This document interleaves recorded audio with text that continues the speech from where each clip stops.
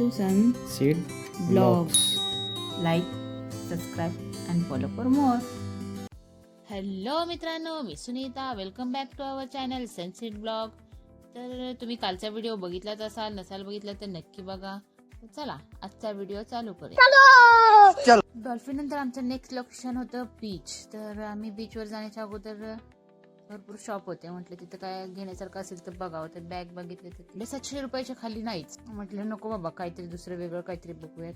गोव्याचे कपडे सुद्धा घ्यायचे होते. मग आम्ही कपडे शोधत होतो की कुठे चांगले भेटतील म्हणून प्रत्येक शॉप मध्ये जाऊन आम्ही बघत होतो. फक्त एक ड्रेस दिसला मला. तर आईला म्हटलं मला हा ड्रेस घेऊन देते का.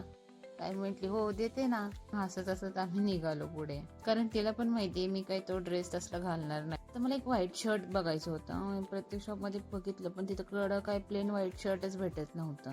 एका ठिकाणी भेटलं पण काय ते बरोबर नव्हतं. मग मला नाही आवडलं. म्हटलं नको, मला अशानेवाला टी शर्ट नको आहे.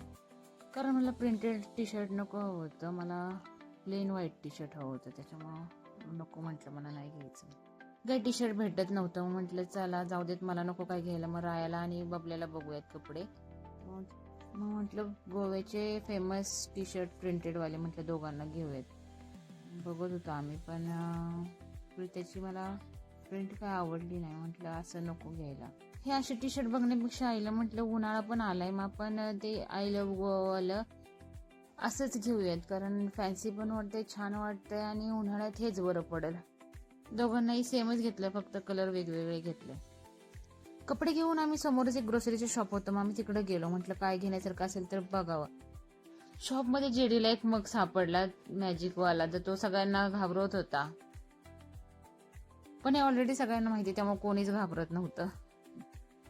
तिकडून आम्ही पुढं म्हटलं काही दुसरं असेल तर बघूयात. तिकडं तर काही घेतलं नाही आम्ही. आता बघूयात म्हटलं पुढं काही सापडते का. कपडे घ्यायचे होते, कपडे पण बघत होतं, पण एवढी महाग ना की काय बोलायलाच नको. आपली मुंबई परवडली कपड्यांच्या बाबतीत.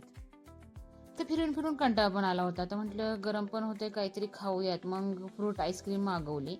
तर पहिला एकच मागवली. म्हटलं एक खाऊन बघूयात, चांगली लागली तर मग दुसरी मागवायला. तर मग ती चांगली वाटली आम्हाला. आणखीन एक मागवली. मग आम्ही आईस्क्रीम खाऊन पुढे बीचवरती निघालो. जाता जाता आईची मस्करी करत होती की तू स्कूबा डाईव्ह कर म्हणून. आई घाबरत होती. आईला सांगितलं कसं असतं. आई घाबरायला लागली. नाही नाही म्हटली, मला नाही तसलं काही करायचं. म्हटलं ठीक आहे, नाही काय करायचं. मग आम्ही बीचवरती गेलो. मग व्हिडिओ काढायला सुरुवात केली. मग माझा व्हिडिओ काढला. मग बाई आणि आई पाण्यात गेले. तरी म्हटले आमच्या मामी भाजींचा एक व्हिडिओ बनव. ठीक आहे म्हटलं बनवते. मग त्या दोघींचा व्हिडिओ काढला. त्याच्यानंतर म्हटलं माझा एक व्हिडिओ बनवते. मग त्यानंतर आईचा एकटीचा एक व्हिडिओ बनवला.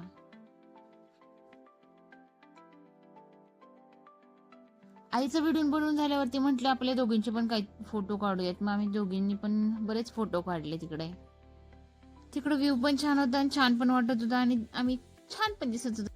मी माझा व्हिडिओ काढायला गेले की कोण ना कोणतरी मध्येच येतं, त्याच्यामुळे व्हिडिओच नीट बनत नव्हता. कसा बसा माझा व्हिडिओ काढला.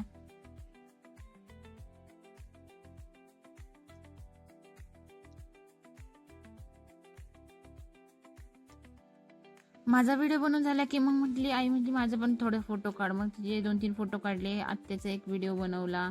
आमचे सगळ्यांचे फोटो काढले. आणि हो, हा जॅपनीज माणूस, त्याला काय माहिती काय वाटलं, तर तो माझ्याकडे आला आणि माझ्याशी जॅपनीज मध्येच बोलायला लागला. त्याला फोटो काढायचे होते. त्याच्यात मध्येच जेडीला काय सुचलं काय माहिती, त्या लोकांना नाव पाण्यात सोडायला मदत करायला गेला. आम्ही आमचे व्हिडिओ काढत होते. तर हे बघा सगळे कसे बघतायत आम्हाला. त्यानंतर आम्ही भरपूर व्हिडिओ काढले.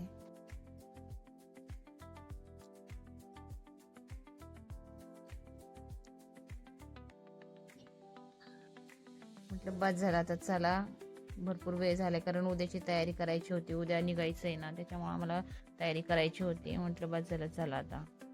थोडीशी रात्र झाली होती, त्यामुळे बीचवरती लाईटिंग भरपूर छान वाटत होतं. मग जाता जाता आम्ही तिकडे पण फोटो काढले. म्हटलं चला आता बस झालं, निघावं. मग आम्ही निघालो.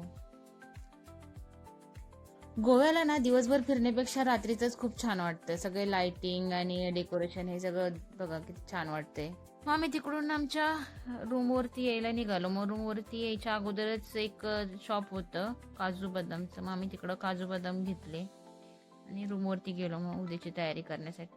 तर मित्रांनो, आजचा ब्लॉग तुम्हाला कसा वाटला ते मला नक्की सांगा आणि चला भेटूयात नेक्स्ट ब्लॉगमध्ये. बाय.